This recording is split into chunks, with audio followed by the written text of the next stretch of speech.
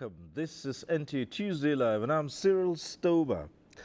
Now, agriculture was reputed to be the mainstay of Nigeria's economy in the early 60s. In fact, in the 50s and the 60s, non-oil products that include cotton, groundnut, palm oil, cocoa, and rubber were Nigeria's major exports. Now, this gave it a pride of place, especially with agricultural export, and that translated to an unprecedented growth and development. The economy was said to be so strong that capital projects were implemented without the federal government having to borrow funds. But the sector was neglected for some time, and it resulted in poor agricultural output, unemployment, youth restiveness, communal clashes, agitations, and low currency. And these were the results of a drop in exportation. Now, the point has been made that Nigeria needs to diversify its economic and export base, given that total dependence on a single product for export earnings exposes a country to the dangers of severe external shocks. Furthermore, there are concerns on the advantages of value chain, and the federal government has said it is dogged in achieving that. But how well are Nigerians cashing in or catching up in the efforts to revive the export drive? What mechanism is in place to add value to agriculture so that it can become a big foreign exchange earner? Now, these are some of the issues we'll be considering tonight on NTA Tuesday Live as we look at export incentives in agriculture for economic growth and development. But that will come right after this report by Musa Baba Aliu. Commodity marketing boards were established in the 70s under the Federal Ministry of Agriculture primarily to supply farming inputs and offtake farmers' produce at fixed prices and store it for local consumption and for export. There were 6 commodity boards. They include Nigeria Cocoa Board, Nigeria Groundnut Board, Nigeria Cotton Board, Nigeria Palm Produce Board, Nigeria Rubber Board, and the Nigeria Grains Board, with their headquarters located in Ibadan, Kano, Funtua, Calabar, Benin, and Minna. Apart from extension services to equip farmers with modern farming techniques, the boards also arranged overseas trading partners to buy the produce as they ensure that it is produced to the highest quality and specification of the buyers. This has rated Nigeria among the world's largest producers of cotton, cocoa, palm kernel, rubber, among other staples. This has boosted revenue generation of the country, which was used to build infrastructure such as roads, schools, and healthcare facilities. In 1986, the federal government abolished the marketing boards due to what it terms corruption in the sector. Since then, supply of inputs were left in the hands of the farmers with a little support from government. The cocoa subsector suffered a great neglect, and the resultant effect was Nigeria's annual production of cocoa dropping from 420,000 metric tons in the 1960s to only 300,000 metric tons, and further down to 192,000 metric tons in 2015, making it to occupy the 7th position in the world in terms of cocoa production. To this end, the Central Bank of Nigeria is introducing new policy to address financial challenges in the production of cocoa, cassava, beef and dairy products, and fish. A tranche will be for directly to the state governments, where they will be provided funds for what we can call the capital project aspect of this. For instance, there are some state governments where their land, right, need to be cleared, right? If you go to Koscharis farms today, you can see now almost 10 kilometers radius of land. But in Anambra State, it costs a lot of money to do the clearing.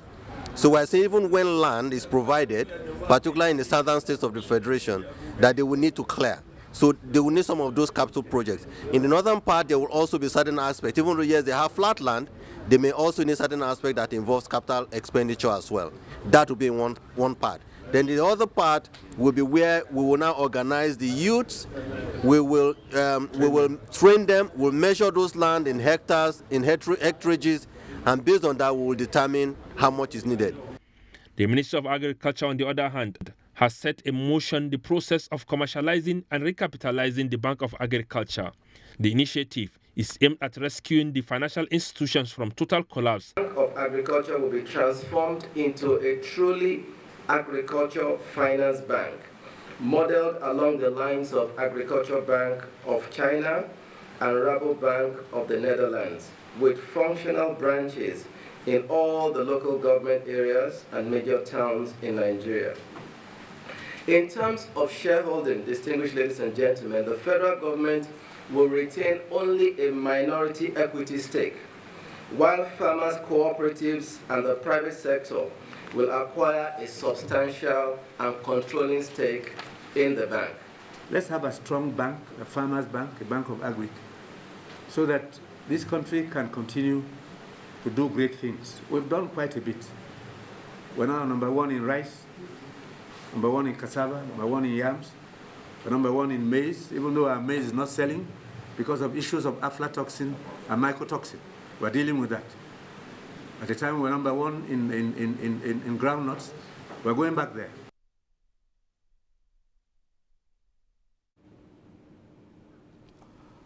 That report by Musa Baba Ali sets the tone for tonight's discussion. Let's go ahead and introduce our guest to you. I'd like to welcome to this program Dr. Andrew Kwasari. He's Advisor Agriculture Interventions Coordination to the Vice President. Thanks for being with us here tonight. Thank you for having me. Right. Let me also welcome to this program Isaac Sunday Ojonugwa. He's Contract Farming Project Coordinator, Federation of Agriculture Commodity Association of Nigeria. Fakan, thanks for being with us tonight. Thank you for having me. Right. I'd like also to welcome to this program Malam Bello Abubakar Funtua. He's President, Maize Association of Nigeria. Thanks for being here tonight. All right. And joining us from our Lagos Network Center is Dr. Victor Iyama. He's National President, Federation of Agricultural Commodity Association of Nigeria. Fakan, thanks for being with us tonight.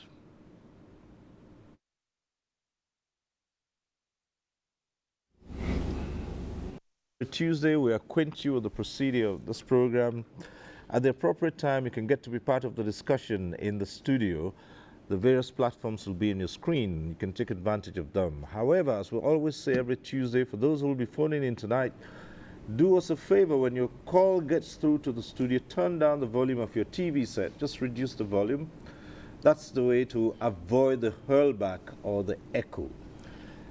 And the best way to know that your call has been passed through to the studio is you'll see your name appear on screen. Now, once that happens, it means that your call is straight, direct to the studio. And you just go ahead. Once you see your name on screen, you just go ahead with your question, your comment, and our guests here would respond appropriately to such issues as you might raise. But then we like to advise that when you make your comments or ask your questions, you keep them short and straight to the point, and don't bother too much about the greetings. Just go straight to it and keep it short and straight to the point so others can also get on the platform. So once again, welcome to NTA Tuesday Live. Let's begin to look at the issues. The export incentive in agriculture for economic development. Let's start with Dr. Andrew Kwasari and just break that down for all of us to want to understand exactly what we're talking about here. Thank you, Cyril, once more for having me. Nigeria has principally two incentives now that are very beneficial to non-oil export, but to agriculture in particular. One is the AGOA. You know, AGOA was passed by the 200th Congress of the US, which is still operational till 2025. Where actually Nigeria, like any other sub-Saharan African country, can export to the US without limit and without tariffs. That is granting direct access to the US market. Another policy of government that is very important to as export incentive is the export expansion grant. The export expansion grant was launched recently, and these two policies have been aggressively pursued by the Nigerian Export Promotion Council. What does the export expansion grant do? It does a lot of good to exporters, and it has various categories. So you have exporters who export finished goods, that's manufactured goods, that can get up to 15% drawback or incentive of the total volume exported.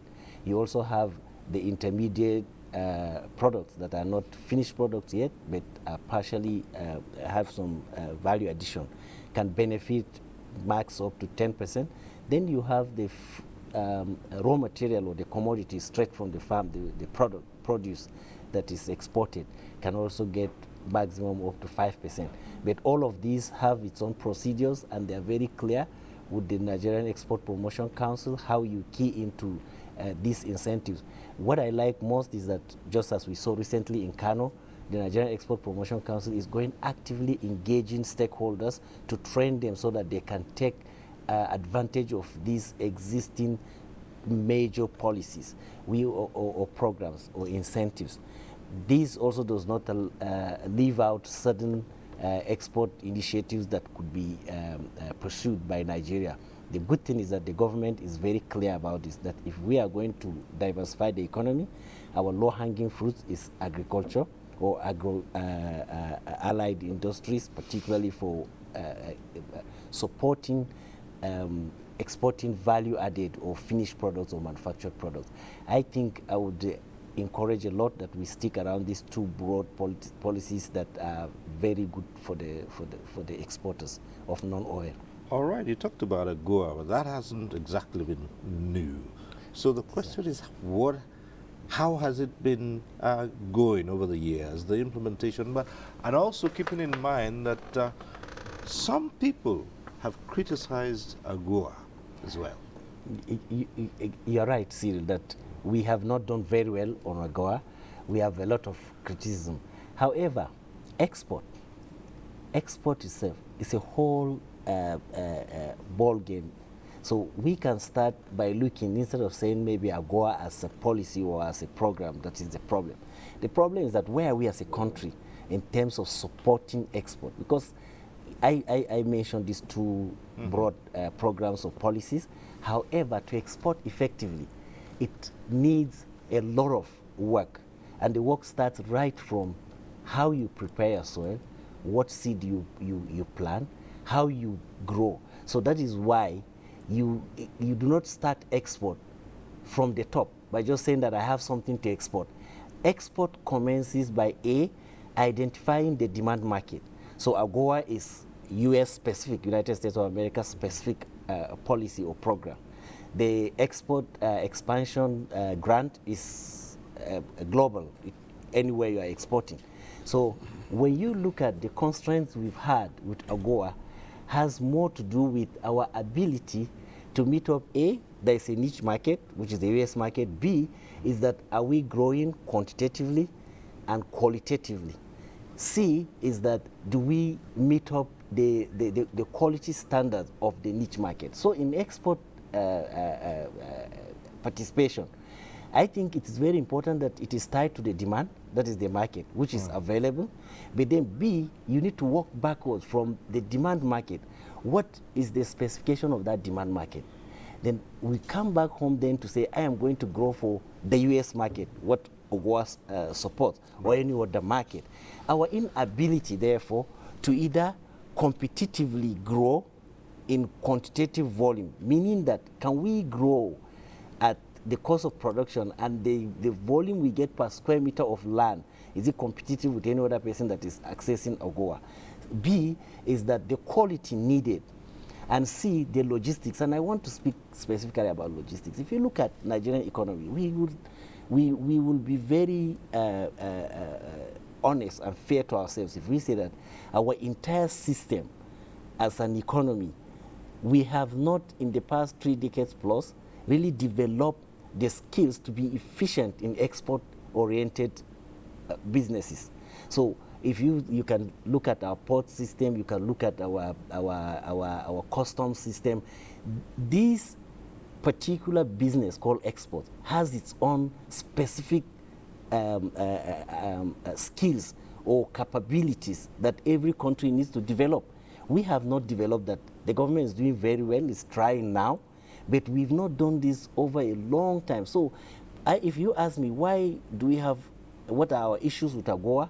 Why hasn't Nigeria done very well in accessing the AGOA opportunities? I would say rather that it has to do more with our own internal capability and capacities, because efficiency in production, in logistics, in even the cementing of the relationship. Export market is a market that you also have to have specific agencies that go out. If you look at countries that have done very well in export, take for instance Brazil. Brazil has what they call Apex. All that Apex does is to look out where are the markets for Brazilian products. When they find that market, they go out to understand what are the standards, what are the terms and conditions for accessing this market. If that is done, they come back home to say, okay, how many of our products should be oriented towards that market? What do we need to do to make sure that our product don't only get into that market, but get into that market competitively? So all of this, so we have a whole framework of what I can say maybe quality infrastructure or export-specific infrastructure that we need to develop as a nation. I think there is no shortcut to it. Nigeria has to go the whole route to achieve this. All right, and that's what we'll be talking about tonight on this program as we come to Isaac Sunday Ojonugwa, who's a contract farming project coordinator of FACAN. Let's hear your perspective on this. Yes, thank you, Sasiri. Just like you have said, I'm a contract farming specialist with FACAN. FACAN means Federation of Agricultural Commodity Associations of Nigeria. After my training in Germany on contract farming, 2014, FACAN thought it wise that we should be able to link our smallholder farmers to both local and international off-takers. All right, just before you go straight on, a number of people who are not familiar with these terms will ask, what is contract farming, really? Contract farming is a structured market, right, where you link smallholder farmers to major buyers. Okay, right. Okay. And there are specifications, there are obligations attached to both the farmers that are producing and the off-takers. If I say off-taker, I mean both local and international off-takers. What are their requirements? Do you really have a market for the produce that you are producing from your farm? Because you have to know who is buying what you are producing before you start producing at all, so that there should be no glut. Now that you talk about it, it reminds me of a situation in the past, not too far, really, where Nigerian farmers were encouraged to grow a certain product, cassava specifically. And within a short time, the farming population had risen up to that challenge, and they produced cassava massively. At the end of the day, there was a glut. Yes, thank you. Cassava is a very, it's a staple crop that almost all Nigerians consume. But there are no major off-takers in some specific areas where you have these plants that are consuming cassavas. For instance, Kogi State, where I come from, there are about 3 plants that are processing cassava into starch and some other products. You see some trucks of vehicles going from farm to farm looking for cassava. Whereas in some other parts where you don't have plants that can consume this, you see gluts all over. Because if you harvest cassava within 24 hours, you should be able to utilize it if you are processing cassava flour. For instance, in Benue State, when there was this Lobi cassava flour mill, they made a mistake. The company made a mistake. They produce little quantity of cassava in Benue State. They consumed them and went to Nasarawa State, consumed them until there was nothing to consume within the neighborhood. At the end of the day, the company folded up just because there were no proper arrangement as to how they will produce this cassava for the end users.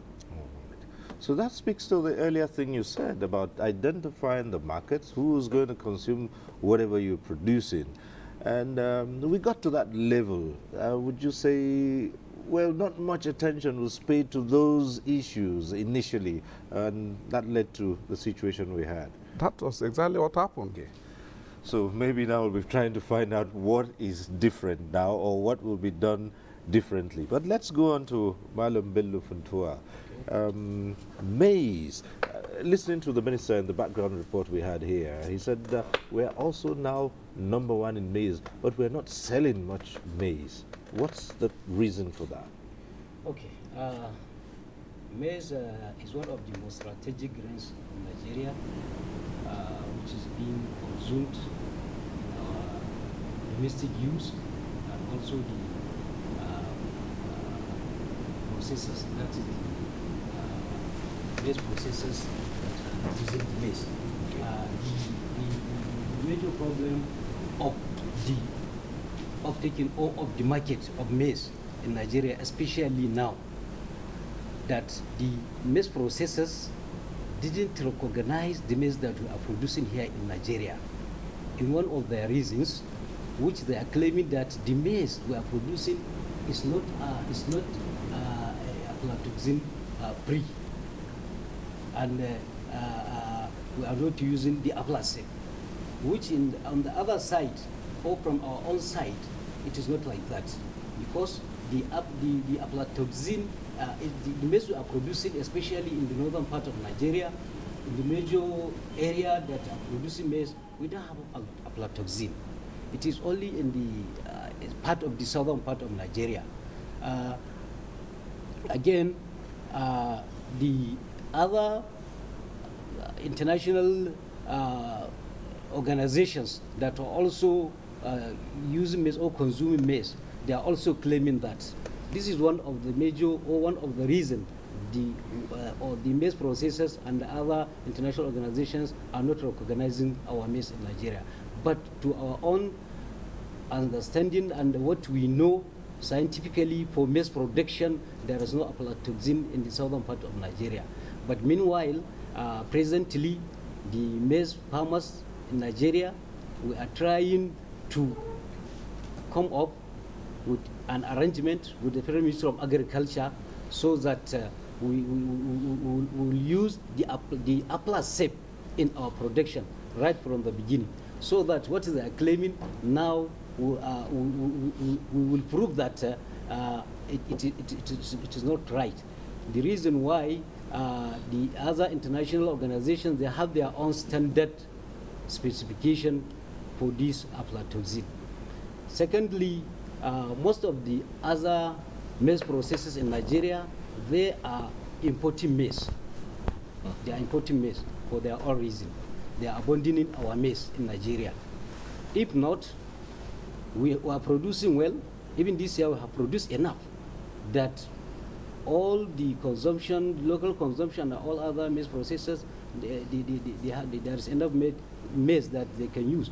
But because of the importation of maize, which is very wrong, and the companies that are importing maize in Nigeria, actually they are not patriotic, because the farmers that are producing maize in Nigeria, they are the farmers that are, for long time, they are producing food in Nigeria, and they are providing the food security.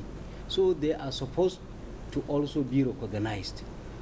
The companies that are exporting this maize, they are ones that are supplying the inputs to our farmers, all the inputs to sell to them, and at the end of the production, they will not buy from them, they will buy from other countries, which you can see that it must affect the price of the maize. The price of maize will come down. So if the companies that are importing maize will now patronize our local farmers, our commodity association to partner with us to buy the maize directly from them. Definitely, farmers will be encouraged, our production will be rising up to the time that after satisfying their needs, we'll now start exporting our maize to the other countries. And we are on our way now, because I said that we are going to use Apla Safe in our production, which is claiming that our maize is not aflatoxin free. So that is the reason why the price of maize is totally down now. So from what I understand here, in spite of the fact that you're producing so much, it's not yielding enough revenue, and it's not selling in the international market. Yes, right. It's not the issue of yield. Okay. It's not the issue of the international market. The market is there. Even now, there are some other international organizations from other countries that are ready to come and partner with us to buy maize from Nigeria. Meanwhile, companies within Nigeria are not patronizing and are not assisting the farmers in Nigeria. Okay, we will get to other issues about that and hopefully find out what you can do to change that narrative. But let's go back to our Lagos Center. And we have there Dr. Victor Iyama, who's the National President of FACAN, the Federation of Agricultural Commodity Associations of Nigeria. Now, you've listened to, I guess, here in Abuja, and you already have your take on some of these issues. Now, let's start again from the incentives. First of all, that was where we started from. And to take into account the various issues that the three guests here in Abuja have raised with regards to exports.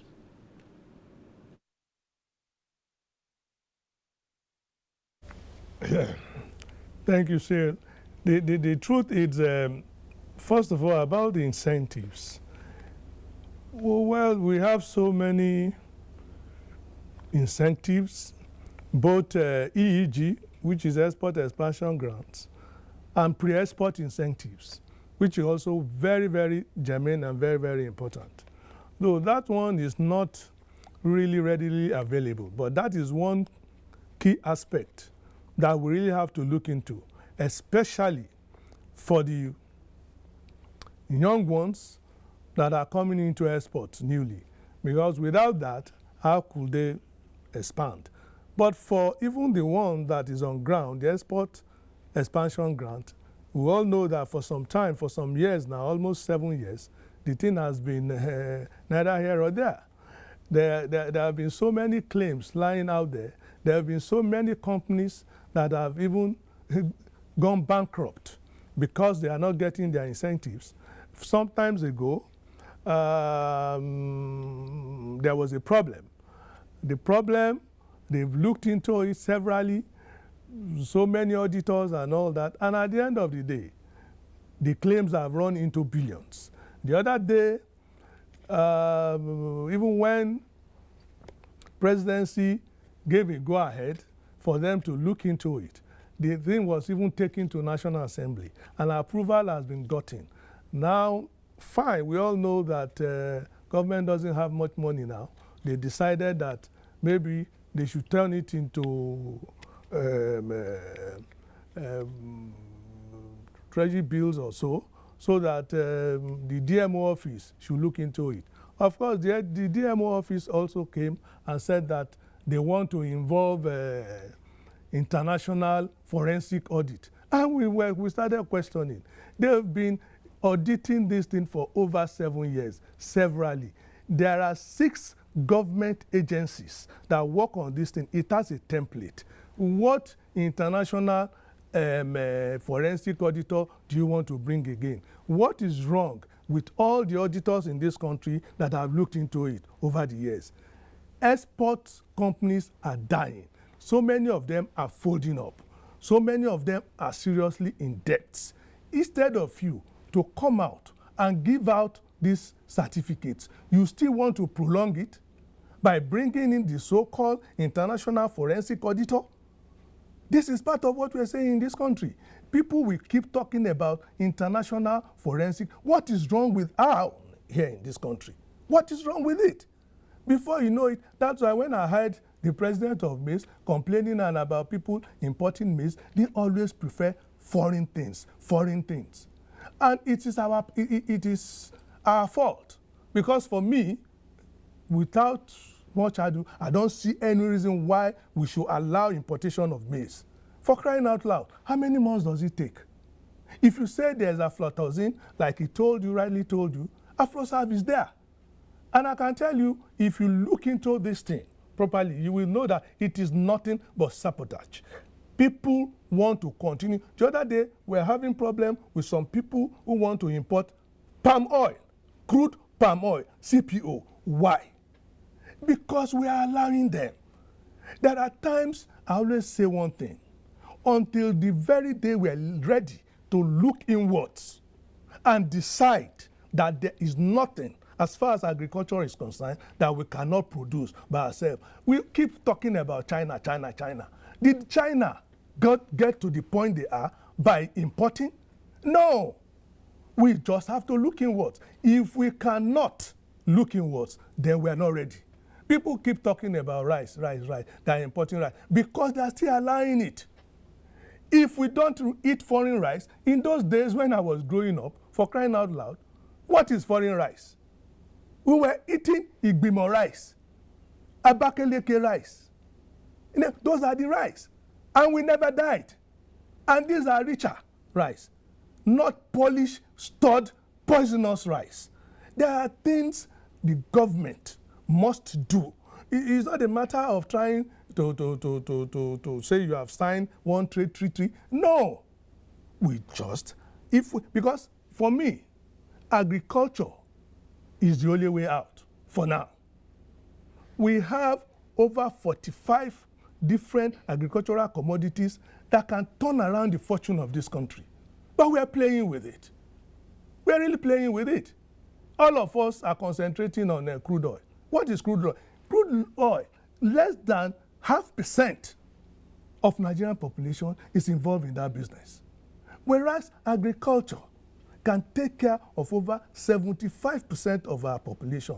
There are things we as FACAN, we have made our points known. We have given both Ministry of Agric our template. How do you bring in the much needed dollars, which is sitting by? There are crops, it's just that time won't allow us to expatiate. There are crops, even in this country, that even take not their traditional crops, like cocoa, cashew, ginger, sesame, rubber, oil palm, and all that. There are some crops that people don't look at. Take coconut, for example. A liter of coconut oil is far more expensive than crude oil. There's even one we're talking about now that people are shying away from. They call it hemp oil, Indian hemp oil. People will say NDLA, the other time when NDLA was saying, I said, no, we must look into it because that is a gold mine. A liter of Indian hemp oil is $15,000. And we can grow it in this country. All NDLE needs to do is to be involved. They will grow it, they will monitor the farms, and the factories to process it will be right there in the farms. Instead of us to be losing out, we say we are looking for dollar, and we are burning dollar every day, millions of dollars in this country. Say we are protecting Indian, which Indian hemp? It's money we are burning, the so-called dollars we are looking for. Every day we burn it. We are not saying people should smoke hemp, but it's now an industrial hot cake. It's a medicinal herb. That alone with coconut oil can do a lot for us. And my brother talking about contract farming, and all, of course, it's one of the right directions to do. You rightly said cassava had a glut. It is not only a glut. That is why the Minister of Agric is taking a right direction now. They are going to set up so many plants that will process cassava into starch, ethanol, syrup, and all other derivatives. Because cassava alone, we use trillions to import cassava derivatives when we're the largest producer of cassava in the world. I think we're going to get there. The government has talked of next level. I'm sure the next level we're going to get there. I'm still waiting. Thank you very much, Dr. Yama. We'll come back to you in a moment, and very passionate delivery there. But let's bring this back to your table and say you've heard the argument to deal with incentives, the bottlenecks standing in the way of achieving this policy that you've talked about. And I just like to add one more. Initially, we talked about cassava, but even yam, we had challenges with yam. I do recall the first time when it became clear that Nigeria could export yam. It didn't take long for that to run into challenges. And some of the challenges had to do with what you enumerated at the start of the program. Port facilities, export, I mean, the way we do things. And it was said that it took almost forever to be able to get your product through and export, by which time other countries, smaller countries, had gone through and sent their products in less than 2 weeks. And we're talking about months. Now, what's going to be in place to dismantle these bottlenecks so you can begin to achieve these ideals you talked about? Thank you, Cyril. So this is where we now have to look at the issues. Policies are nothing without clear plan, processes, and procedures to implement them. And I would like to tell you that the Vice President of this country always says, the problem of Nigeria is not plans, it's not about policy, it's not about documents, but it's about execution. So we really need to execute what we have to get out of the identified, well-known constraints that keep us where we are today. And I like the good example you gave about maize. You know, I took personal interest in yams, the yam export issue. The Honorable Minister for Agriculture did his best to also get to the root of that, because the first thing that came out was that Nigerian yams were rejected by the UK, by the US, and all of that. But there was no case of rejection. It was a case of poor handling, logistics, to the extent that what got to the final destination was not good enough. A. B, the way they handled the yam, for instance, there is therefore the whole issue of value chain for export, which has to do from the farm to the way we harvest, to the way we store, to the way we get the logistics to the port and out of it. So what government needs to do really, and it's doing, but it has to do aggressively in line with what every speaker has said here, particularly the last speaker, is to be consistent on implementing the policies to the letter. Because if you do not remove the bottlenecks, if you do not remove the bottlenecks surrounding the capacity to first of all certify, quarantine, grade our products, you will not get to anywhere.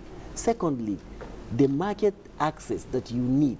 We need to have people, government agencies that are up from there, try to solve this bottleneck. When the last speaker was speaking, he said there should also be pre-export incentive. It's very important. And I would like to believe he didn't elaborate that what he meant is that he meant was the entire value chain for pre-export, from when you get your product on your soil growing up to the time it departs your port. This should be the pre-export. So you have the one that has to do with the product itself physically, then you have the one that has to do with the documentation processes. How do you certify? How do you document? And what are the related agencies on the other side of the divide where you're sending this thing to? Do they have your certificates front loaded and they viewed it? Are they anticipating your goods to come? Do you have agreement? You know, export is a well-defined processes and procedures. Nigeria is a part of the global market.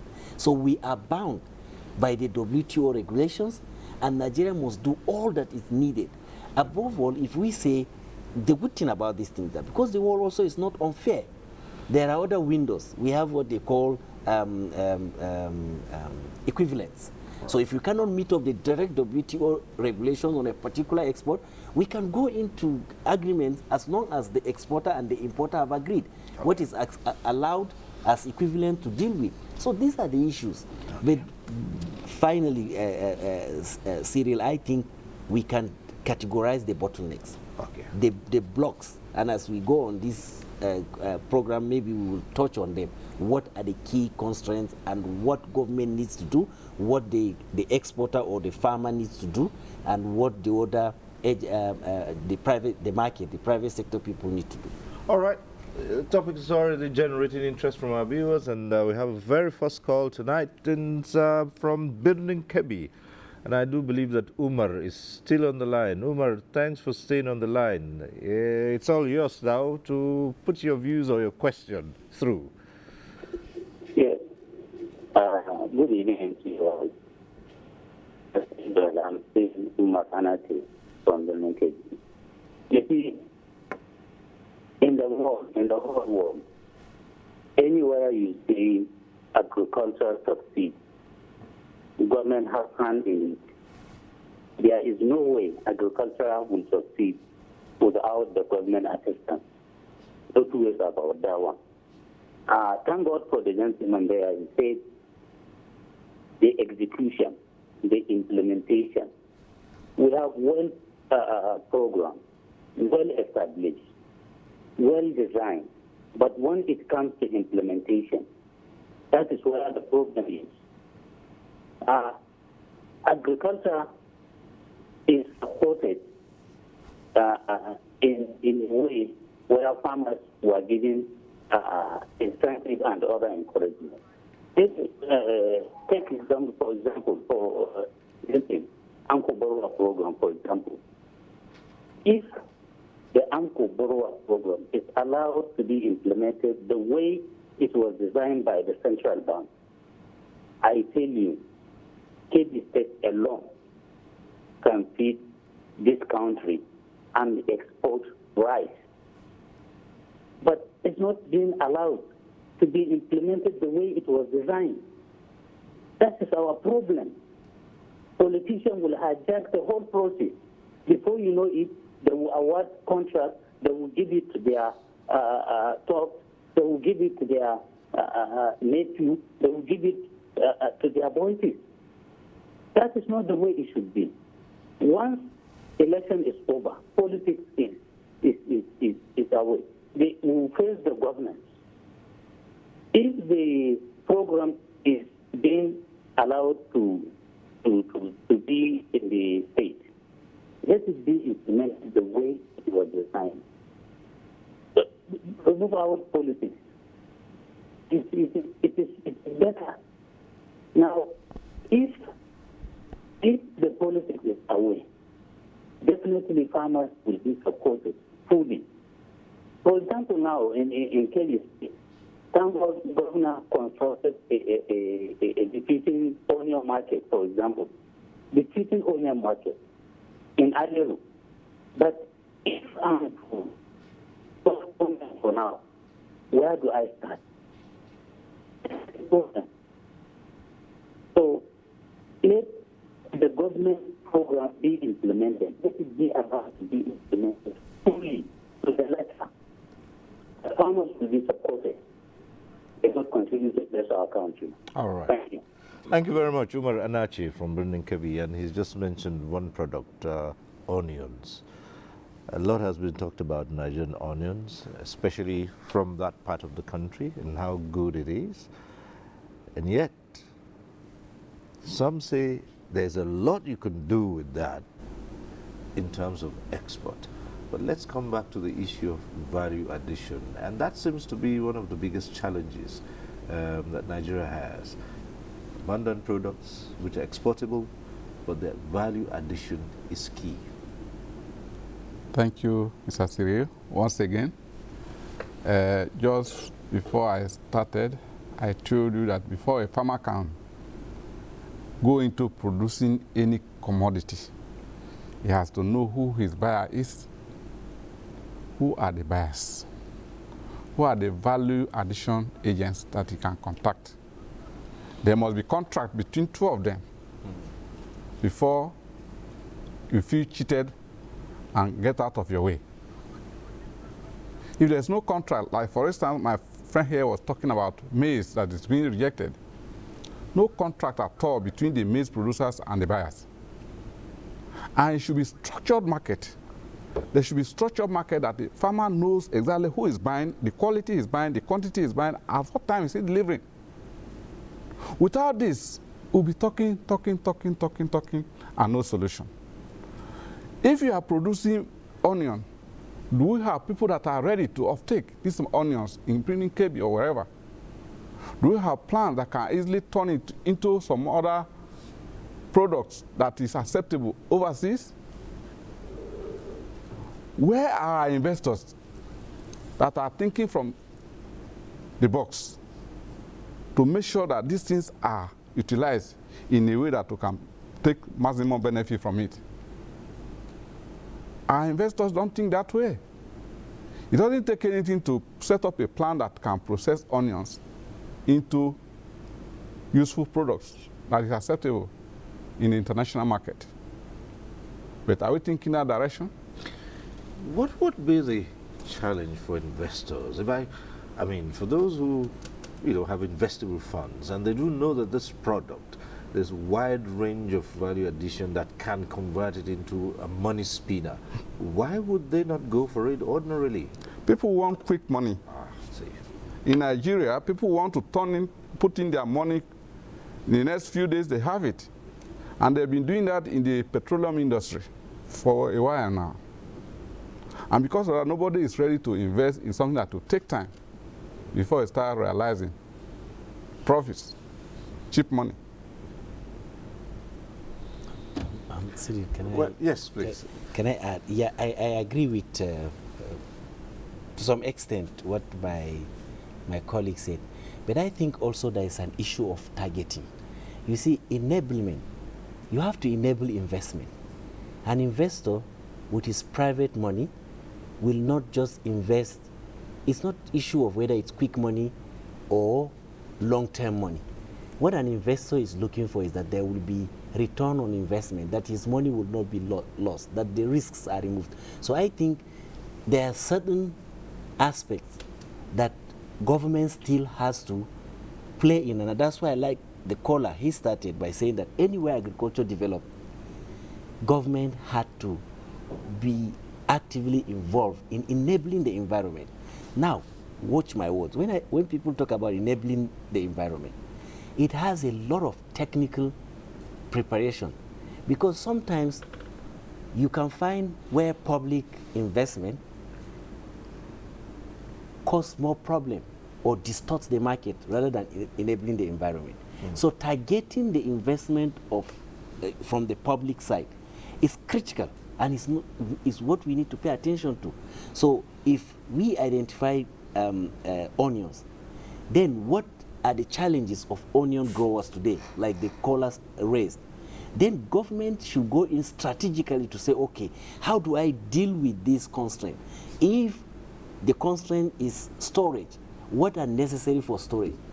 Is there power? Is the constraint access road? Do we have access road to the growers? But let's stick to these two constraints: power for cold storage for onions. An investor will be very happy to see if government provides this productive infrastructure. And then he will now take his money to make sure he buys, he pays only for the space he's using, and then he evacuates as at when due. Even if the investor doesn't buy immediately, the farmer also can keep his things there and take them to the market when the demand is, or the market is ripe. So I think there is need for some strategy to also define how we use public spend to enable investors. Because we hear always that I am in agri space, I advise government. I also see investors with lots of money, and they are looking for opportunities to invest in agriculture, but they won't go the whole route. So we need to identify what necessarily government needs to do with her own money and what necessarily the private sector will be allowed to do, and is everywhere in the world, is where government has achieved certain percentage of targeting to enable the market that attracts more investors into the space. All right. Okay, back to the phones now. We stayed in Kebbi, and we have Abdulaziz on the line. Hello. Hello? Hello? Hello, good evening. Go right ahead. Yes. Good evening. How are you, Stephen? Yes. Hello? Yes, go right ahead. You're on. Yes. Yes. Good evening. How are you? Good evening. Just go on. Yes, my view to this thing is that, yes, I think the problem is that we have selfish interest in terms of this exporting and importing things.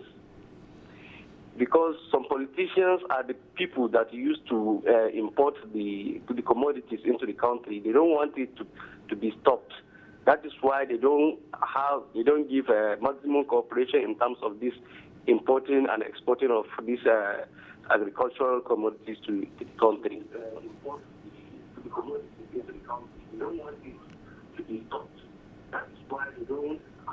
Okay, that's it. All right. Yes, I think this is my view. Okay. All right. Thank you very much, Abdulaziz from Kebbi. Yes, please. Yeah, thank you very much. You see, the issue is, it's not new to Nigeria. Everybody is looking for opportunity. So the importers, as of today, they are making money. Back again to what the gentleman from Lagos said, that government needs to work more closely and be clear about what are the incentives for the local investors or for enabling the local market. So it's not about we will wait and one day the importer will say, well, I've had enough money, so I will not import anymore. Let the local product grow. No, we have to give support. Nigerian market is huge. So if we have identified that we need to support our local growers, then we should support them specifically to grow the right quality and the right quantity, and then enable them to have the best returns on their investment. Because the market is there. So Nigeria is a huge market, and we cannot leave this and say, okay, fine, it's the selfish interest of the importers, and we fall our arms and wait there. I think government is on the right track with the right policies now. We just need to ask more from our government and to keep government doing more and more until we arrive there. Okay. We have another call coming through from Ondo this time. It's from Pius, I believe. Hello. Hello, Pius, go right ahead. Yeah, good evening. Good evening. Sir. Yeah, I just want to make my own contribution. Yeah, I'm calling from Ondo State. Thank you. So honestly, I just want to appreciate the present administration. They're generally doing great, and as it is, the exporting side of agriculture in Nigeria happens to be a good case.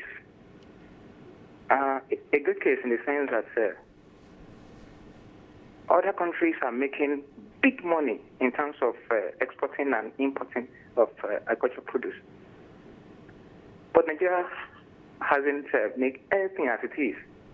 And as the speaker has rightly said, as the other speaker, Dr. Kwanzari has rightly said, now in Nigeria, there's lots more that we just have to look into agriculture and great importing or kind of exporting of our product and shift away from crude oil, because that has been killing us. And as it is now, Nigeria has to pay more attention to the problem and what to do to cushion the effect of any problems faced by our farmers and something. So thank you. That's my submission. All right. Thank you very much, Pius from Ondo. And Well, let's return to maize. And with all what we've talked about, what would your association recommend or need as immediate, short-term and long-term measures to take away this obstacle to what's happening? Well, we've heard that, yes, even those who are in this business, they're making their money, and sometimes it's difficult to tell someone who has where to make investments and get its quick returns. It's difficult to appeal to their conscience, and patriotism does not work all the time, but certain measures would ensure that even for one who's not patriotic, he would see that there is a better advantage in the local product than depending entirely on the foreign product to give him so much money in times of profit. Okay, as I have said earlier, that the best production in Nigeria is always increasing, and there is enough maize in Nigeria. So the immediate needs for the maize marketing in Nigeria, definitely we are working now closely with the Federal Ministry of Agriculture to provide the aflatoxin-free maize in Nigeria, so that to avoid any unnecessary excuses in buying our product from the local markets. Also, the government has supported agriculture generally in Nigeria. Everybody knows, especially in our sector in maize production, because before coming of this present government, the total production of maize in 2014, it was only 8 million tons. But by now, as at last year, 2018, the maize production raised about 20 million tons, including the fresh maize and the one that are being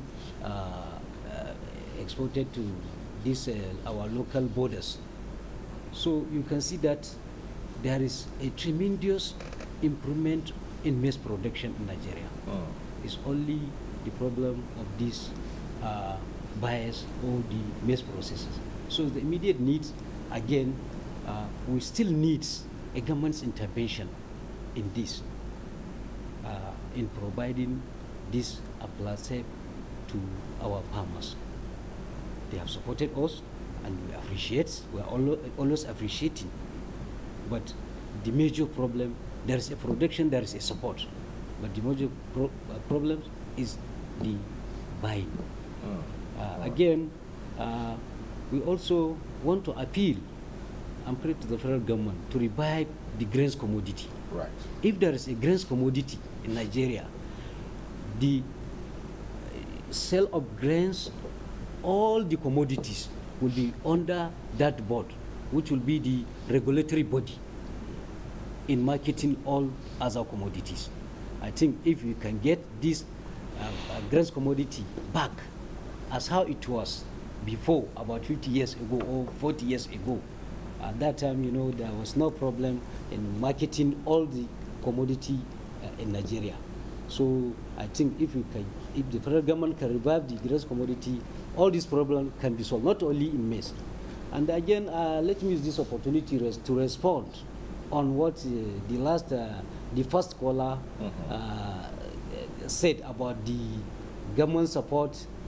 He even set an example with the anchor borrowers. Actually, it is true. The government supported agriculture through anchor borrowers and still supporting. And it's the first time that farmers are getting more support than any time in agricultural sector in Nigeria, because it is only the land the farmer will provide all the services and the input will be given to the farmer with a soft land. But he talked about the implementation and the execution and the implementation, and he even talked about the contract that some of the people involved are giving contract to themselves. So let me make it clearly that Anchor Borrowers Program, it is a program that the farmers are providing everything themselves, the services, the inputs. CBN has no hand in providing the inputs, neither the government, is the farmers themselves. The major problem in Uncle Barrow's program is the repayment of loan, because farmers are misusing this opportunity.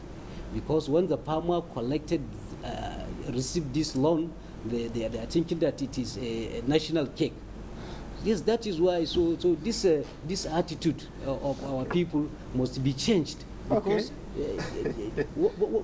the problem that is trying to affect the uncle borrower is repayment of the loan from the farmers. So if our farmers will be paying their loan as it is when due, this program will be sustainable. Okay, that's one thing we'll talk about. But just before we go on a break, we have Matthew on the line from Adama. Hello, Matthew. Are you still there? No, I think we lost that call from Matthew. But it's at an appropriate time for us to take a short break. When we return, there'll be more about incentives to agriculture and how agriculture can be turned into that money spinner that the Nigerian economy so desires. Stay with us on NTA Tuesday Live. We'll be back shortly. Nigerians, our fearless officers and men of the Nigerian military are winning the war against Boko Haram. Today, all occupied territories have been recovered and Boko Haram has been degraded. Our affected brothers and sisters are getting their lives back. However, they are now after you and me. In our mosques, churches, schools, motor parks, markets, entertainment centers, and public gatherings. Be vigilant. Be security conscious. Report suspicious persons, objects, and movements to the police and other security agencies. The security of our nation is a duty for you and me. Nigeria, unite against terrorism. This message is brought to you by the Federal Ministry of Information and Culture. The struggle for independence had been a long and tough one. Our founding fathers and compatriots sacrificed their comfort and even shed their blood. We cannot at this point in history afford to spirit away their sacrifices for immediate but temporary gains of today. Let us emphasize what unites and not what divides us. Working for the unity of purpose with a stronger vision for a better tomorrow. NTA, growing with the nation. Nigeria, the only country we can train with remarkable potentials to excel. Let us believe in ourselves and change our attitude for the sake of our country and generations unborn. Let us revive our cultural values, which are our essence as a nation. Let us renew the spirit of patriotism and hope in our dear country. Do not take or give bribe. Be punctual always. No more African time. We can't expect to be global citizens and operate on African time. Join the queue. Insist that people are attended to on a first-come basis, no matter who they are or where they come from. Nigeria, good people, great nation. Make you report any crooked person, object or wakajube movement to police and security agent demo. The security of our nation now work for all of us, plus including me and you. Nigeria, make we unite against terrorism. Now, Federal Ministry of Information and Culture bring on this message.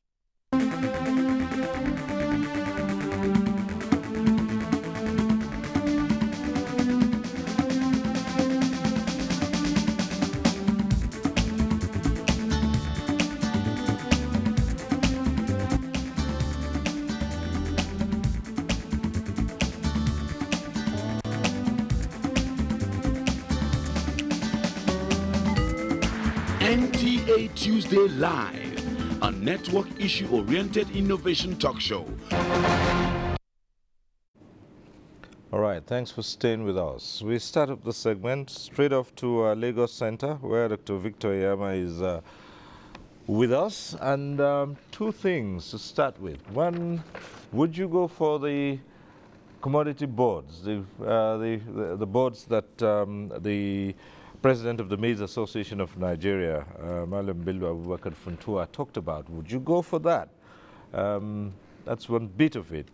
And on the second leg, another aspect which we drew from his response, he talked about the attitude of farmers themselves.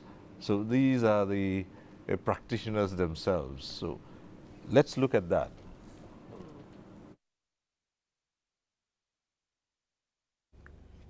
Okay. Thank you, Cyril.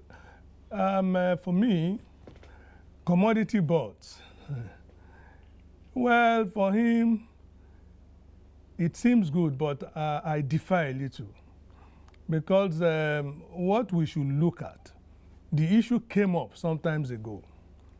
And we told them, from experience, why were they abolished? If they remember, it is the farmers that actually revolted because the farmers were being cheated. The members of the commodity boards were feeding fat, building houses, buying big, big cars, while the farmers are getting leaner and leaner. In fact, when they first raised the issue, one of the chairmen of farmers in cocoa called me, because I also farm cocoa, oil palm, and cassava. He called me, and he told me, you people have started. I heard that you people want to go back to commodity board. And I told him, no, just don't worry. We're on it. The truth is this. When the commodity board Buhari came up, the farmers started cutting off their cocoa trees and coffee. Look at our coffee today. Where will you find coffee? The Minister of Agric is trying to go back with FACAN for us to go back to coffee. They cut off all the damn trees. And if anybody remembers, we're a bit younger, Sonny Ade sang a song that Igi Kokoti Di Igi Danoloku, which means cocoa has become firewood because they cut it off. When it was liberalized and they started getting some premium for their efforts, they all started going back. In fact, the Palm Sec of Trade and Industry said our cocoa went down to 199. No, it went down to 96,000 tons because of that. So when they liberalized it and people could sell, they started coming back. So as for me, well, grains board, maybe because grains for now is mostly consumed in Nigeria. Though we still export a lot of grains, it's just that it's not documented export. Because if you go to Jibia, you will see hundreds of trailers moving maize, sorghum, millet, and all that. That also is an unrecorded export, but we export a lot of it. So for me, if there's going to be any board at all, which has been my own stake, I've presented papers over it, the boards must not be involved in buying and selling. It could be a board to provide farm inputs, right chemicals, right seedlings, you know. Those are the things. It stops there. They must never be involved in buying and selling. And I have my reasons. Because by the time they do that, in those days, when cocoa is maybe, let's say, $1,000, and the farmers have been given $600. When cocoa gets to $1,300, they will still be paid, and they won't be paid on time. They will put their cocoa down, and they won't get their money. That was the problem. Maybe he cannot remember, because he wasn't involved then. It was the farmers that revolted, that they don't want it. Be that as it may, in 2000 and was it not 2004, Ministry of Agric tried something again. They tried to form some boards, they called it companies, and I advised against it then. What happened? They put in so much money in those. Where are they today? After squandering all the money, they went moribund. The truth is, for me, any board that is going to be created must not. We have commodity exchange. The commodity exchange must be strengthened and must be made to work. It is not for a board now to be in charge. No, I beg to disagree. But we could have a board that will provide all the necessary incentives from seedlings to chemicals and all that. That I will agree with him. Then somebody talked about the issue, somebody from Kebbi was talking about onions. Yes, we've been having a lot of wastages, but the solution is simple. We've told them too. There is this thing called gamma irrigation, that if you pass it through it, an onion can stay for 6-7 months without getting spoiled. Because part of our problem is not that we don't produce in Nigeria. Almost 40-50% of it go to waste. The problem they have is that we have said at least such machines can be put in each geopolitical zone by government. And the people will use it. It's the same thing for tomatoes and so many perishable items. As for farmers not paying back their loans, well, much as I'm not holding brief, in some cases, for those of us that are involved in farming, at times it may not be deliberate. It is better for you to investigate what has happened. Look at what happened in rice, where the thing was flooded. Look at what happened in some places where they had bird attacks. How do you judge that? Look at what happened even in cocoa some times ago. There was an insect attack. We thought it was ordinary insect. Before you know it, the whole area has been wiped off until we call in crane.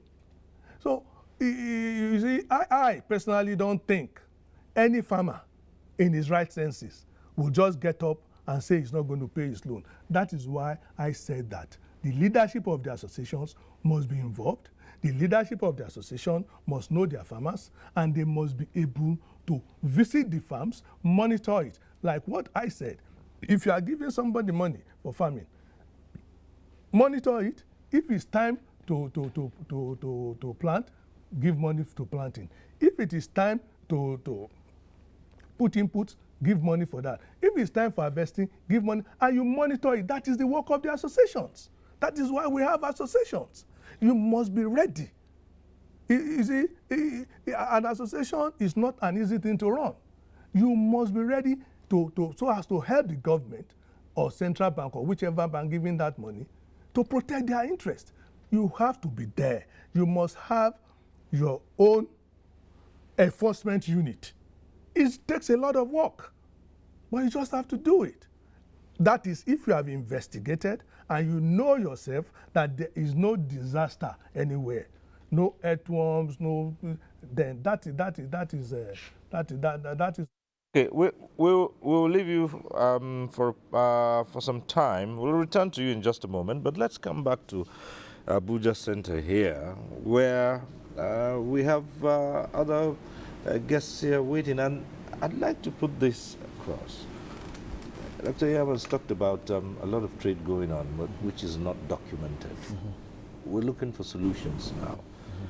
First, is it possible to have an aggregate of the local farmers and associations that are involved in this drive in executing this policy you talked about at the start of this program? Do we have a figure, even if not exact? If we don't, because of the issue of trade, that is export that is not documented, so at least we begin to know what we're looking at, the volume we're expecting exports to increase by. So, can we tell? Is there any way to tell that? Well, thank you, Cyril. Thank you once more. This is the issue. So today, we have a lot of numbers. We have associations that have a lot of numbers, and I'm sure Man will tell you how many millions of farmers they have that are their members. rice farmers will give you number and everybody.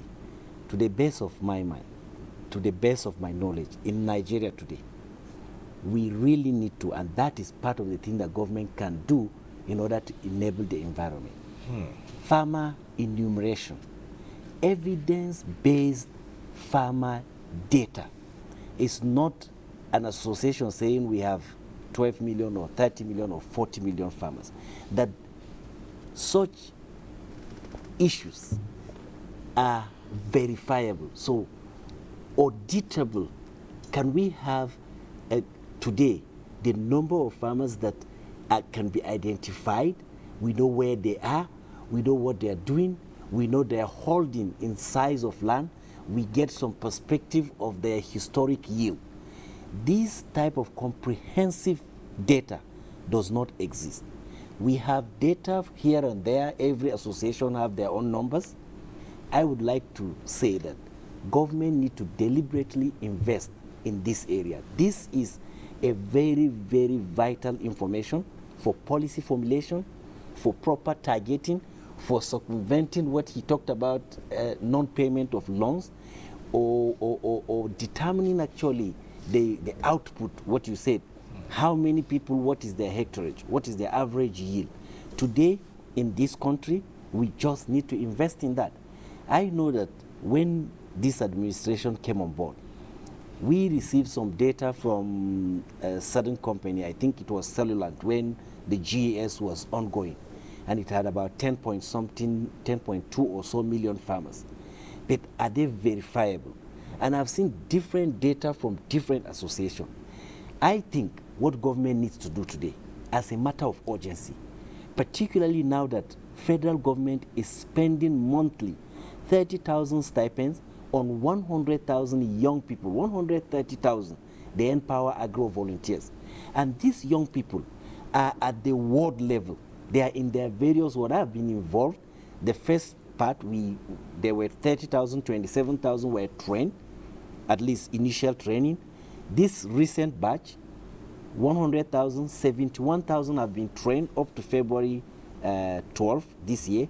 So what we need to do, and these young people have devices in their hands, tablets, smartphone.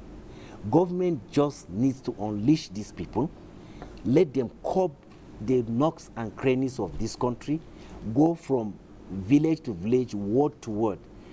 Just get the basic data of who is a farmer, what is he growing, take also the coordinates of his farm, even if it is a quarter hectare. It's very easy today with technology to just move around and take the exact size, so you know. And we piloted this in Kebbi, Bauchi, Anambra, Delta, and Ogun, I think, 5 states. And we got clear data that you can see that type in this farmer, and it just zoom in and show you the exact plot of land and where this farmer is.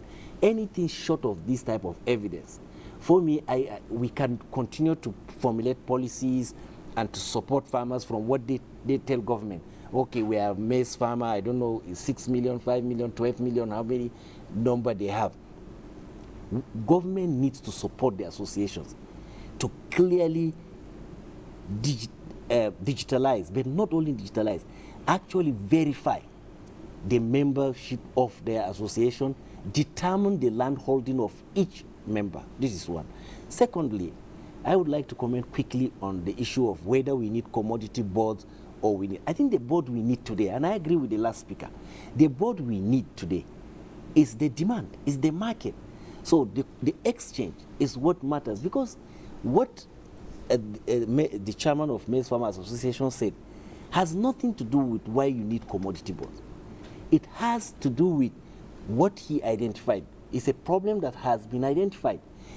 The buyers are saying that they cannot vouch for the quality of maize. They are not sure it's AFLA safe. So it's very simple. What then do we need? The right thing, what Agriculture Minister is saying. So we now encourage, first of all, AFLA safe production is a technique. So the farmers have to be taught how to apply and how to produce this type of maize, how to use the product. So once we can do that, we remove. So we're on the right track. Remove the constraint that makes the market to frown at the product. If today we end up by 2019 harvest, 50% of the maize that Maize Farmers Association is producing is verifiable to be AFLA safe. Then we have solved half of the problem of the demand, because why they are not demanding is that they say the quality are of questionable characteristic. So I don't want us to end with boards that then become like a guarantee for even what is not what market wants. Okay. Then you will now get also the issues of regulation, transparency, accountability on managing these boards. So I agree with the commodity exchange, because government just needs to enable the market to work more efficiently. We can't bring a 60-year-old solution to today's problem. Right. We have to just move with the trend. And I agree with, Man will agree with me. Okay, well, let's get back to the phones we have from Niger. Calling in Usman. Hello, Usman. Go right ahead. Hello? Hello, go right ahead. Salaam alaikum. Yes, Usman, go on. Salaam alaikum. Sanunko. To ina so na yi magana ne, koyi hakuri da Hausa saboda maganan kuna yi saboda mu manoma ne. Yes. Well, sannan manoman nan kuna ta yin maganganun nan da turanci, wani manomin ma bai san me kuke faɗa ba. Ko ba ka bane, ya kamata a kirkiro wani shiri wanda Hausa da Yoruba da Hausa za su yi magana, so da manoma su samu idea na abun da ake yi. Okay, yes, Usman. Yes, Usman, I appreciate what you said, but exactly. So far, okay, fantastic, Usman. So far, what you have said, we would have to, because this program has been watched by millions of people who are not necessarily speakers of Hausa, who do not speak or understand Hausa. I understand the NTA has a number of programs. The NTA, boasts of a multi-channels. We have broadcasts in Hausa, and they do programs on agriculture. And I'm sure that for those who do not speak English, they would benefit from the numerous programs that have been transmitted by NTA across its multi-channels. That's one bit of it. The second bit, why this program is still on English, still being produced and presented in English language, is that this time around, you have those who understand and speak this language. Those who do not, they have the advantage of the other channels. You see, the challenge we would have now is for every sentence you say, we would have to wait and translate it for the millions of others who do not speak Hausa. You get where I'm going to. So I appreciate what you have just said, and easily what you have just said is that you would need programs like this to be in the local languages, so those who do not speak English, farmers who do not speak English, can benefit from the ideas and the solutions that have been proffered on this program. As you were speaking, Dr. Kwasari himself was listening, and one or two issues which you have raised and which we have touched on, he will re-emphasize those issues. Thank you very much, Usman, for calling in from Niger. Thank you. Yes, Dr. Kwasari. Yeah. So I continue with my thoughts where I was. On the issue of repayment of loans, particularly the example raised on Anko Borough, I think it's just issue of implementation, because the name of the program says Anko Borough, and that program is designed to say that before even the loan is disbursed, there is an anchor investor who's supposed to be a private sector person, who therefore takes responsibility for the loan that is disbursed, who stands as, so to say, a surety that I have understood that I have 20 farmers here, they will give me X quantity of product. Their problem is they don't have the money to buy the inputs as at when due. Therefore, I stand for them as an anchor borrower. So actually, he is borrowing on their behalf so that they can receive the inputs, produce, and sell back to him. That is the original design of the program as I understand it. However, I think there's a second wing of it now, or second leg, that I think might be the one that is having these challenges of non-payment or political farmers, as the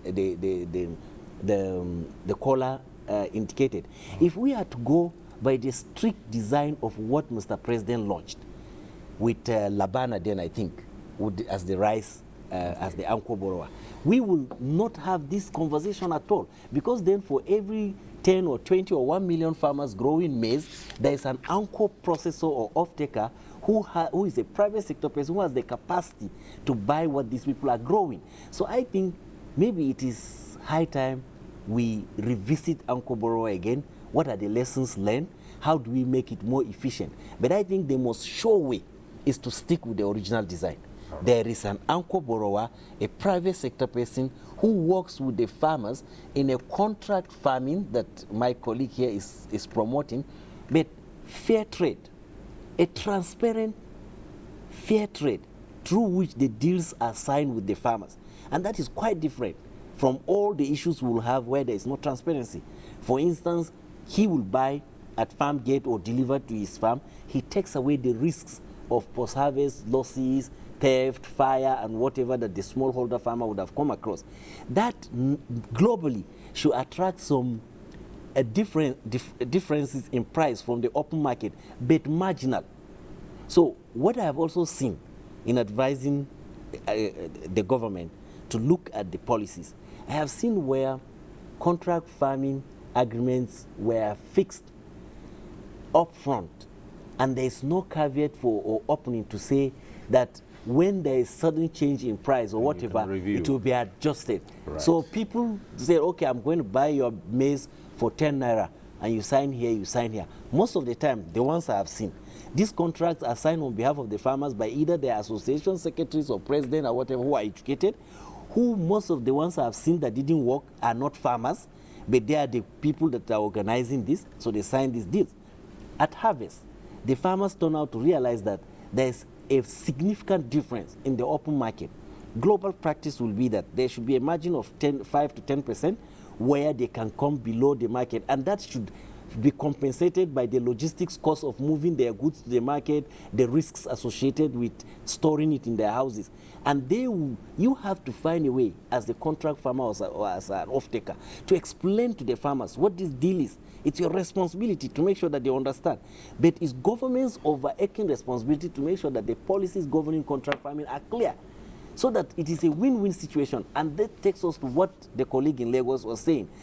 What we need today is a kind of commodity exchange board. I know there is a beautiful example with the Babangona, but it is also a very, very, very tightly monitored program. But I see what they are doing as a very good way. I don't know whether it can be scaled across the commodities, but I think the issues relating to all of this is A, policy, B, policy implementation, C, transparency and regulation. Government, and all the things I mentioned are government deal. Even the associations we have sometimes, they emerge because there is incentive from government. So it is not as you see association in other climes. Association in other climes, they come together because they have common business interests, and they're here to protect their business interests. In Nigeria, sometimes reverse is the case. Oh, government has a program, so we form association.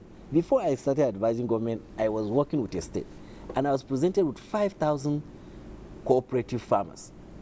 And by just mere looking at the names, I knew that something was wrong. Because if you see, you will see Andrew, Kwasari, Andrew, then 12 people, they have a certificate. You just know that these association members just came together because there's an intervention of government they want to key into. It's quite different from where you have organic associations, some onion growers, some maize growers that are coming together with the primary interest of protecting their business. How do they protect, how do they get value for their commodity?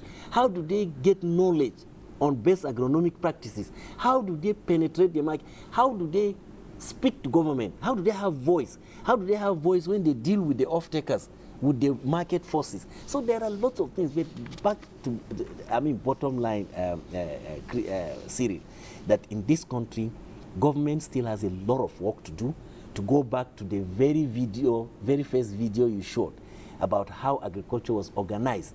So there is that whole lot of training and teaching and all of that. And maybe if we have time, we can explain some of the programs that government has in the pipeline to address All some right. of this. So one quick one, which I'm sure all of you will be interested in. It stems out of the last caller from Niger, Usman, who called in. And he was speaking on behalf of the millions, he says, who do not speak English. It brings us to the point of the rural folk. And a lot of times you do hear people say the rural farmers do not get enough information, and so they cannot even begin to access the incentives that are there for them to take advantage of. So what is in this drive to get to the grassroots? Now, good enough. Younger people are taking up to farming, and highly educated people are looking at farming, agriculture now as business, but we still have the rural folk who still require a lot of assistance, and who, like Usman said, may not know a bit of what we're talking about here. Okay, if I start, go ahead. okay, that responsibility, 70 to 80% rests on the shoulders of government. Right. These are the type of programs that government must budget to. Traditionally, we know about extension services. We used to know of very, very organized and robust extension services. Nobody is going to do that. Yes, we can gravitate towards private sector extension services, but today, if Nigeria needs to achieve this quantum leap, government just has to concentrate and deal with extension advisory services to farmers. And that therefore comes down to specific extension agents that are trained to take up government policy, take up government programs, translate them into the native rural community. And that is why if you look at the ADPs, when they existed, when they functioned, when they were funded by the World Bank, they had block extension. They had all of these procedures and processes. It's science. So we have to go back to that. This is part of the neglect that happened over time with oil boom. So government just needs to train, educate farmers. This is the responsibility of government. Okay, let me just ask you to pause a while here, because we take this call from Jos. Ada calling in from Jos. Hello, Ada, go right ahead. It's unfortunate that we are blessed. Hello, can you hear me? Sure. Ada from Jos. Hello? Yes, go right ahead. Yes, it's unfortunate that we are blessed, but we have not been able to cash in on the abundant resources available to us because of corruption and lack of the enforcement of laws. A typical example is rice, that we are told that foreign rice has been banned through the land borders. But from what I see on television every day, or the confiscated rice by the customs and immigration or whoever is saddled with that, it seems the rice coming in now is even more than what it used to be ever before we had the ban. And I have never heard, I stand to be corrected, Cyril, that those in charge, that they have been fired or they have been punished. And that's why this thing continues unabated. Sometimes they even compromise. So what are we talking about? Nobody is held accountable. And that is why we have this problem in Nigeria. It has gotten to a point now that even the local rice producers, they feel threatened. The rice comes in, the foreign rice comes in and floods the whole place, and it's cheaper than the local ones. So what do you expect? How would they have that incentive to continue producing? And then we keep on deceiving ourselves and saying that most people are now consuming the local rice. It's not true. The other one is overshadowing the local one.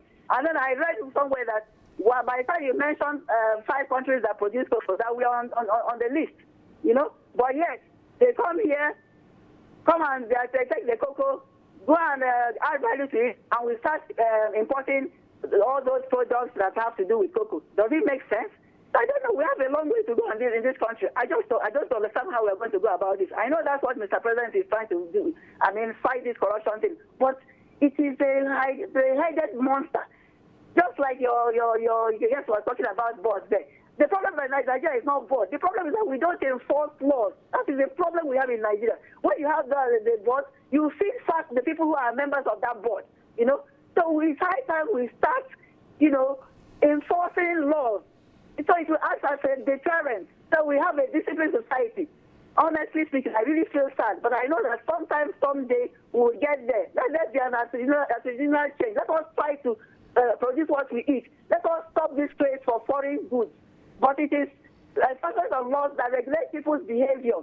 God bless Nigeria. That's my take this evening. Thank you very much, Ada from Jos. Well, we'll take it from there. And even as Dr. Kwasari spoke about the importance of agricultural extension services, you recall that only last week the Society of Agricultural Extension Practitioners held a conference here in Abuja, and expectedly government participated in that. Now I want you to take it from there as also a contract farming coordinator. How well acquainted are the rural folks with these services that it provides? If you listen to him, he talked about signing of contracts. So it's not just a straightforward thing of bringing the producers and the off-takers together. There has to be certain things in place to ensure that adjustments can be made depending on what happens in the international market. Yes, thank you, Cyril. What used to happen in the contract farming business model is that farmers needed to be trained on what to do. First of all, maybe good agricultural practice. There's something that we call farmers business schools. With that, in different languages, they are taught on what to do, the best agricultural practices by the extension agents of the ADPs. But now, I don't know how many states are having ADPs that are functional. Most of them have been trained and nothing to do. Okay. I don't want to say the government has neglected, but then it is the government that will be able to fund the trained extension experts that are being abandoned ADPs all over the states. And it is their duty to make sure that farmers get the right quality inputs, know how to apply them, and be able to come out with better yields.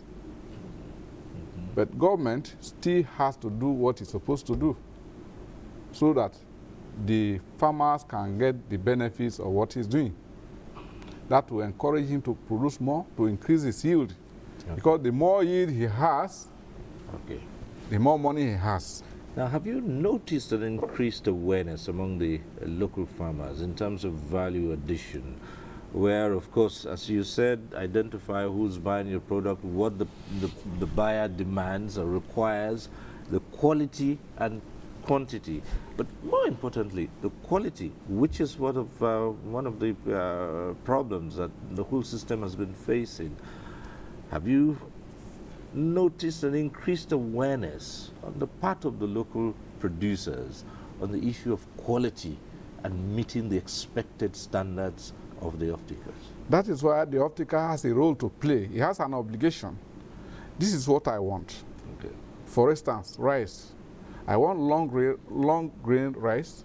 I want Faro 44 or Faro 46. He knows exactly what his buyers want. And he'll be educated on what to produce, the quality, the quantity, and the time that he's supposed to deliver. Based on that, the farmers will be able to do exactly what the off-takers want. And also, in most cases, financial institutions are not aware. They have to be brought on board to make sure that they can know the farmers that are producing what to the off-takers. Based on that, they will be able to have enough fund to be able to access inputs through the off-takers. Okay. Now, to the president of the Maize Association, beyond the issue of AFLA-safe maize, what are those incentives which your association have been benefiting from now or which you would rather the government, expanded, or which they might have just overlooked, which you'd want to be in place? Okay. I have said it that the government supported our farmers very well. Even now, as how I have said that we are going to partner with the Federal Ministry of Agriculture in terms of producing aflatoxin-free maize in Nigeria, which we are going to start this year. Right. So there are so many incentives because even the inputs we are getting now to the farmers, it is something that before farmers didn't have an access to get the inputs as when they want it, because the farmers that doesn't have a means of cultivating a 1 hectare, now they have an opportunity to cultivate a more than even a hectare. Why? Because there is this kind of support that is coming to them directly, though it is a loan. Also, if you go back, initially, the fertilizer that was even introduced by this present government, PFI, Presidential Fertilizer Initiative, also assisted the farmers, and it is also as an incentives, because the price of the fertilizer before that time it was about 8,000 to 9,000, but because of the introduction of this PFI, the fertilizer was being sold to the farmers at the rate of 5,005. So you can see that even that one, it is also an incentive. In terms of the mechanization and other extension services, if you look at this ANCO program, there is a process of this mechanization which a farmer now can get a mechanized planting, which they don't have an access, or they don't know how to get this mechanized planting. But now, through this program, a farmer can get a planter which can plant his palm according to what is supposed to be done. That is about the spacing and fertilizer application. And also, in terms of the harvesting, also there is a small harvester now that is even from our own site. After our program last year, we now have an opportunity to get these planters, to get these harvesters to our farmers, which we now have them on the ground, processed by man to our farmers. You see, before there are no this kind of all these incentives. Also, if you come to the extension services, in this program, and extension services must be provided to the farmers, because it's one of the major requirements. Because if there is no agronomic practices adequately, definitely you are bound to fail in your farming activities. So in terms of this extension services, most of the extension workers are coming from the association, especially if I refer it to our own association. Because in maize association, we have a very complete value chain. We have the maize scientists, we have the extension services workers, all this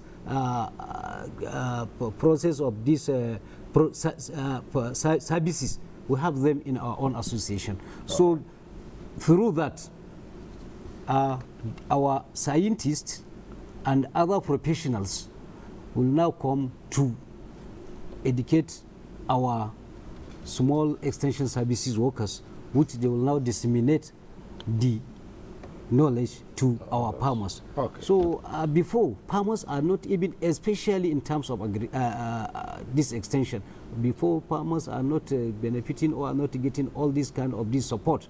So you can see that there are so many issues irrespective of these incentives that is coming from the government in terms of this program, which we benefited a lot from it. All right.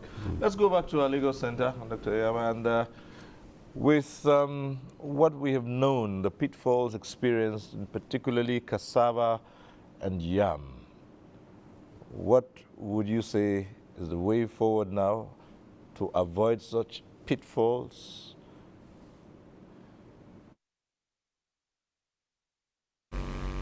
For cassava, like I earlier said, we need factories to be built in major cassava cultivation zones. And cassava is a crop, you know, that grows everywhere in Nigeria. If we have such factories to even process to starch, of course, normally we process to gari, then we can also have to process to things like syrup. Once we have that, the reason is because the processing factories must be very close to where the cassava is being grown, because in most of these things, within 24 hours, maximum of 48 hours, depending on what you are processing. If it is cassava flour, for example, it shouldn't be more than 24 hours. If it is still starch or ethanol, it could still take 48, 72 hours. So they must be very close. If we have that, because we have done our research, there is more than enough market to take over all this. But I can tell you that the government, the Minister of Agric, is set to do a lot concerning that, because even the Cassava Growers Association has also entered into an agreement with both Bank of Agric and CBN, and very soon they will be rolling out that program that will at least solve the problem of cassava. As for that of yam, the truth is there was so much noise about our yam export. It has gone bad. Some people were even blaming the minister, and I asked them, was it the minister that shipped the yam? The truth must be told.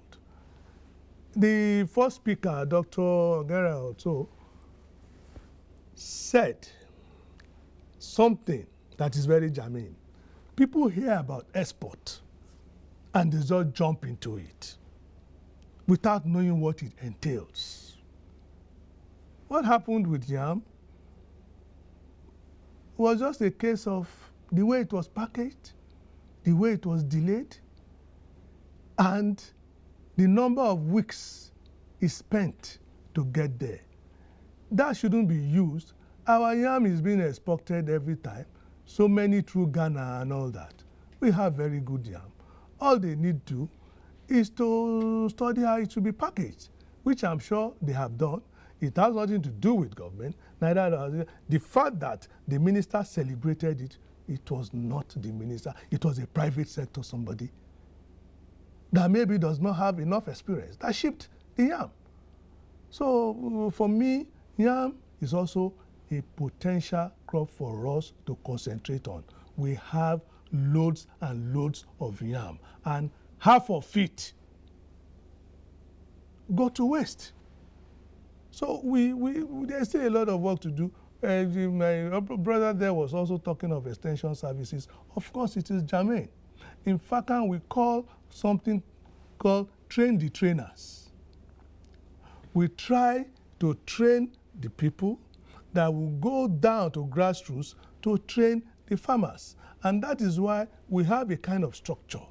We have 36 states coordinators, 702 local government coordinators, and ward coordinators.